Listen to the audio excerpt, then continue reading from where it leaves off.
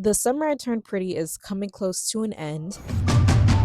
We are one episode away from the final episode of the entire series, and there are so many words that I can't even begin to express. And at the same time, there's so much in this episode that I do want to cover and go over, because this episode isn't about the love triangle. It's about what happens when people stop avoiding and when they face topics like grief, closure, and change head on. Whether it's Belly in Paris or the boys back in Cousins, Season 3, Episode 10 shows us what happens right before everything shifts. Not with a bang, but with quiet decisions, unspoken feelings, and one last letter. So let's begin.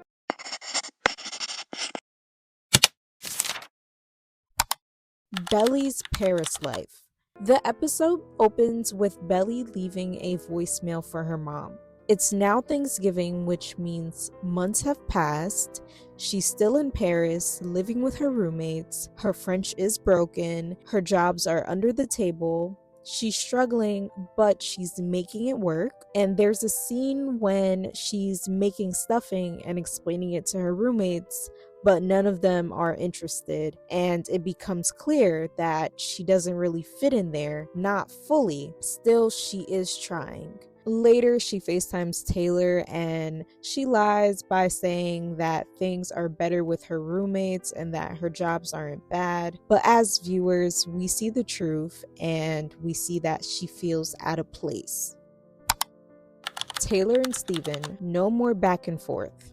Taylor and Steven are solid. There are no games, no uncertainty, and they're officially together and they're planning on moving in together after graduation. Compared to everyone else's messiness, this relationship feels mature and grounded, in the sense that there's no more back and forth between them. We as viewers are now seeing that their chapter has come to an end and they already made the choice of being together and figuring it out as they go. And this episode couldn't picture their relationship even more better than it already does. They're getting along together. They're literally working as a team in the episode.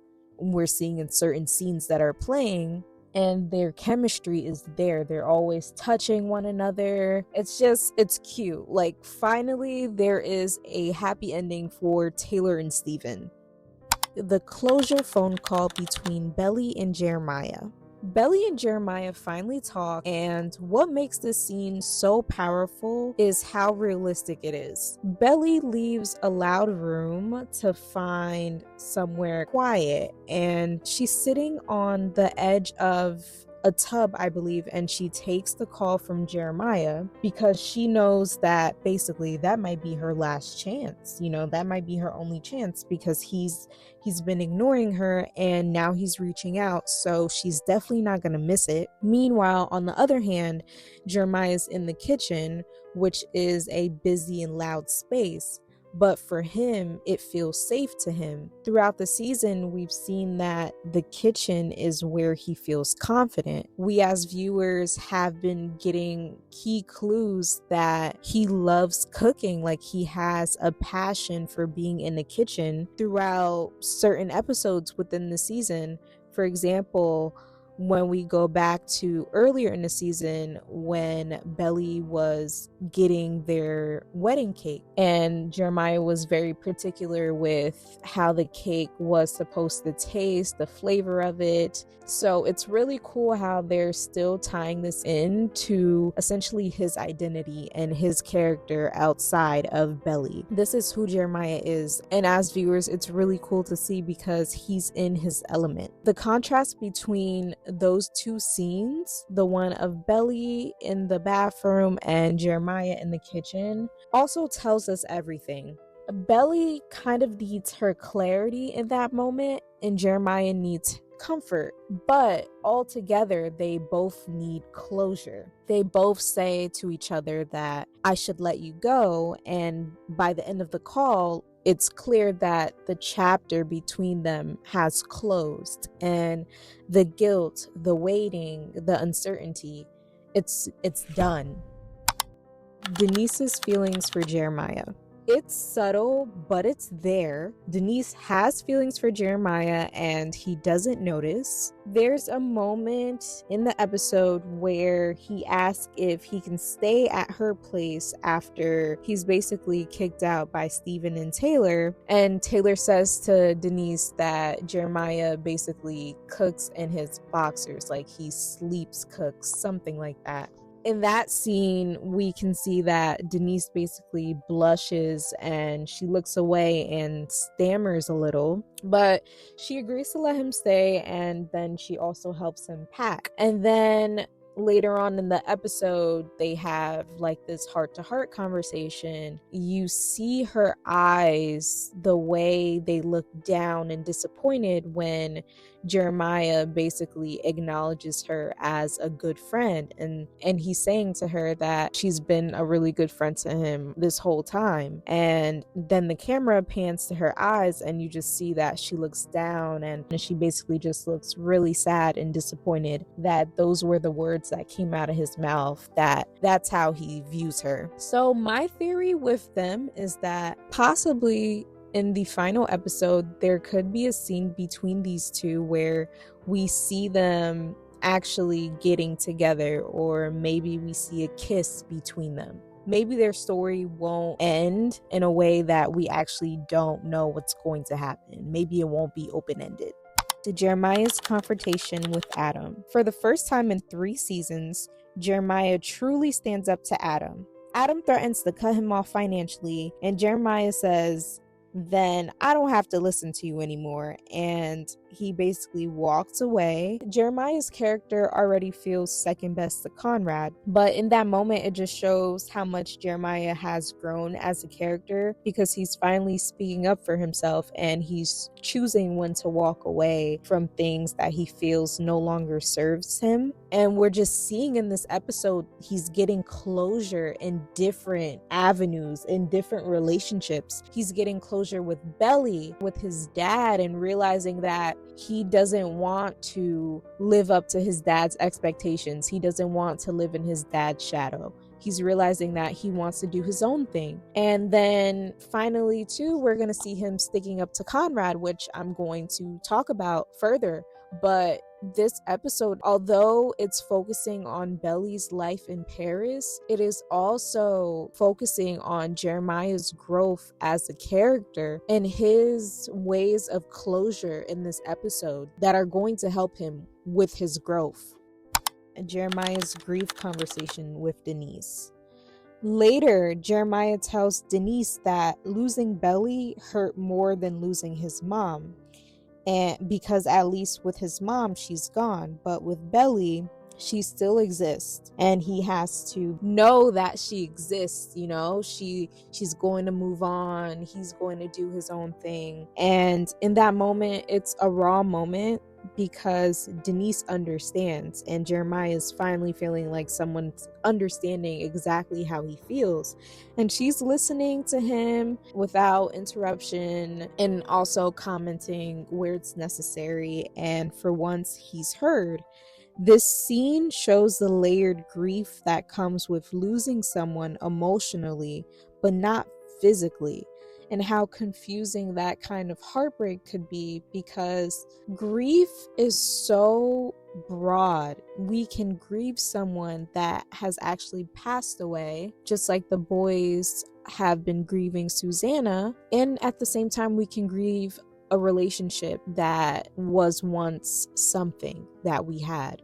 So the romantic relationships between Belly and Jeremiah and Belly and Conrad, every person in each of those relationships have grieved in their own way.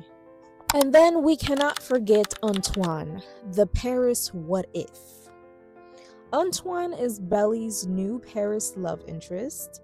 He's charming, mysterious, a little broody, like the classic romantic figure who seems to represent a different life.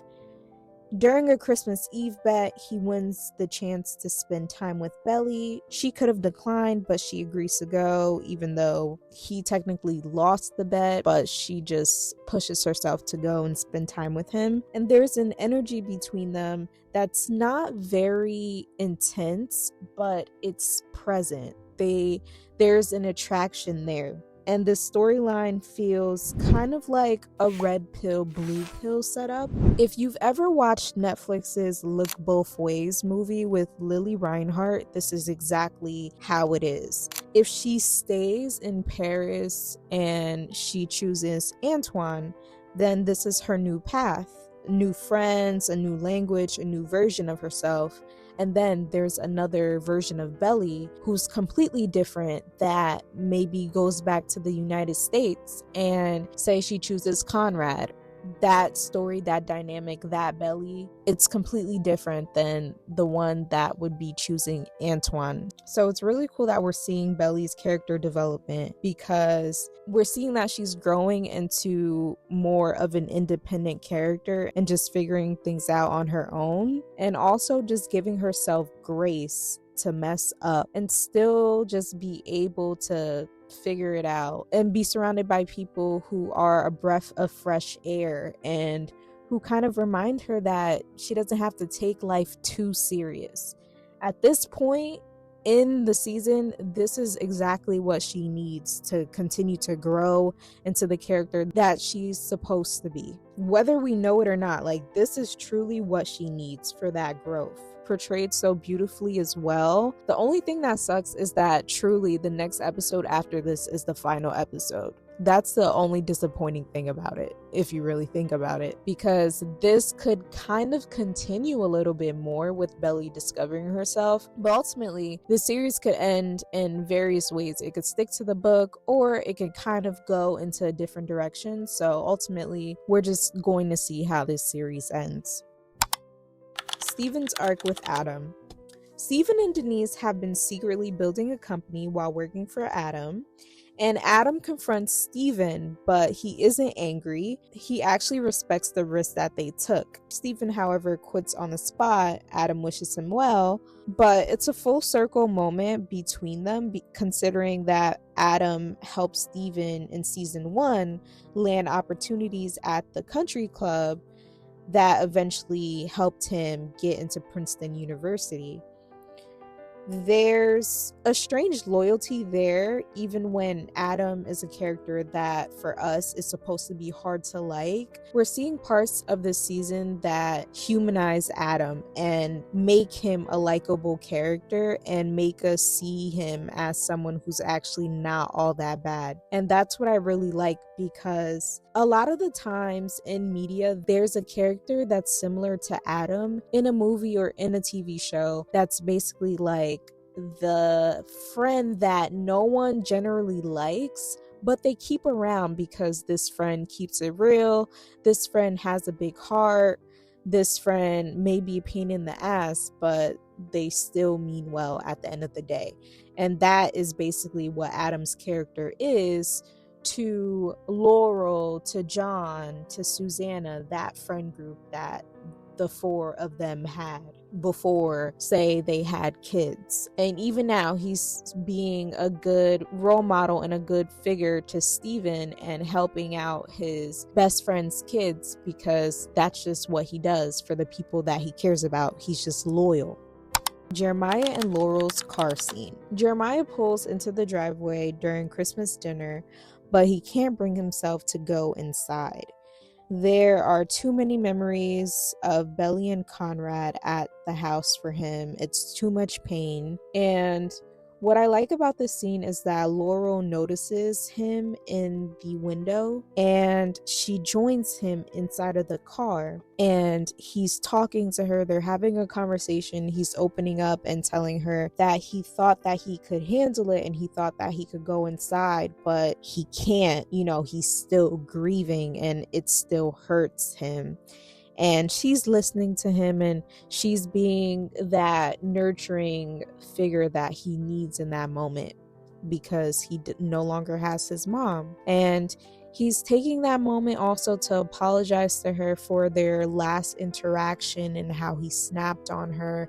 And they're just having their moment of forgiveness because she's telling him that she understands exactly why he reacted that way. So it's a good moment between the two of them. They tell each other that they love each other. She takes his food that he brought and the gifts that he brought for everyone else inside for him because he can't bring himself to go inside. It's a really good moment between the two of them because it really just shows how strong their relationship is, even despite, Jeremiah and Belly not being a couple anymore. Laurel still has love and loyalty to those boys because those are Susanna's boys, and those essentially are Laurel's boys too. Conrad and Jeremiah at Susanna's grave. On the anniversary of Susanna's death, the brothers cross paths at her grave. It's not planned, but it is needed because they finally talk. What I really like about this scene is how it's filmed because we see Jeremiah walking to Susanna's tombstone and Conrad's there. Conrad is leaving flowers, and when Conrad notices him and vice versa, Conrad immediately is apologizing and saying that, like he didn't tell anyone that he was here. He was going to be in and out. But it's a moment that needed to happen between the two because Jeremiah has been actively avoiding Conrad up until this moment. We see a scene where Conrad has been texting Jeremiah and Jeremiah has been ignoring it. He texted him on his birthday, wishing him a happy birthday.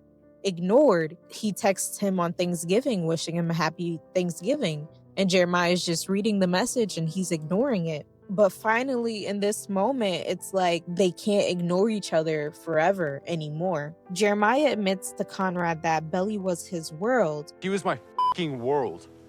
If you loved her so much, how could you go and sleep with someone else? And this is a really good point to bring up because of the cheating topic. Is it considered cheating what Jeremiah did over spring break if him and Belly were considered broken up? Yes and no to a degree, depending on how you look at it. But still, nevertheless, a very good point to bring across because it's not necessarily quote unquote cheating aspect of it, but it's the fact that it happened so quickly after they were broken up.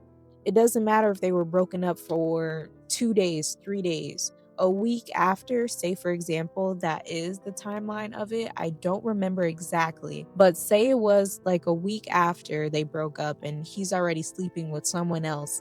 Not once, mind you, like 2 times. It's intentional, like you did not wait. You could not have been more eager to do it.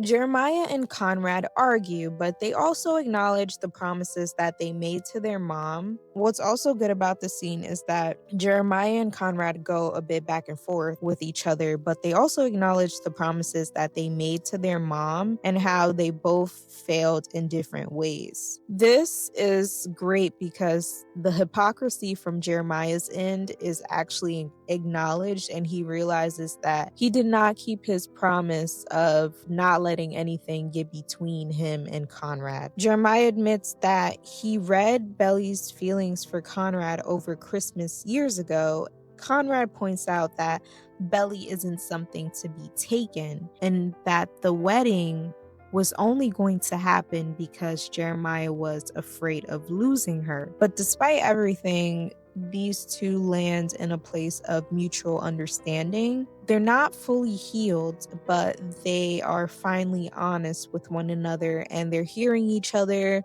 And it's a scene where we finally see two brothers become brothers again. Belly's final choice. Towards the end of the episode, Belly helps one of her friends pack, and she realizes that she might stay in Paris longer. Then we see that she finally replies to Conrad's letter, thanking him, acknowledging the gifts, and giving him her new address. And then we see Conrad book a flight to Paris. Meanwhile, Belly sits in a French salon and tells her stylist in French that she wants to cut her hair and she's ready for something new this summer as her birthday is coming up. And in this scene, we're seeing two parallels. We're seeing Conrad in the airport, his anxiety is rising. Obviously, he's about to go declare his love to her, obviously, in Paris. And then we see Belly in a salon chair about to make a monumental decision, which is cutting off her hair and going for a new look this summer, embracing this new character that she is, and having a personal reset. And it's a way of also telling herself that she's choosing herself. This episode honestly doesn't necessarily give us all the answers, but it does give us something better, which is growth. Belly, Jeremiah, and Conrad are all choosing different versions of closure. Some may be through distance, some through honesty, and some might be through letting go. But now the finale has one final question to answer. Will Belly keep running toward the life that she's building, or look back at the love that she left behind? I am so excited for Wednesday. I cannot wait to dive into the final episode, and I cannot wait to do it with you guys. So if you like this episode, remember to like and subscribe, and we'll be back with another analysis very soon.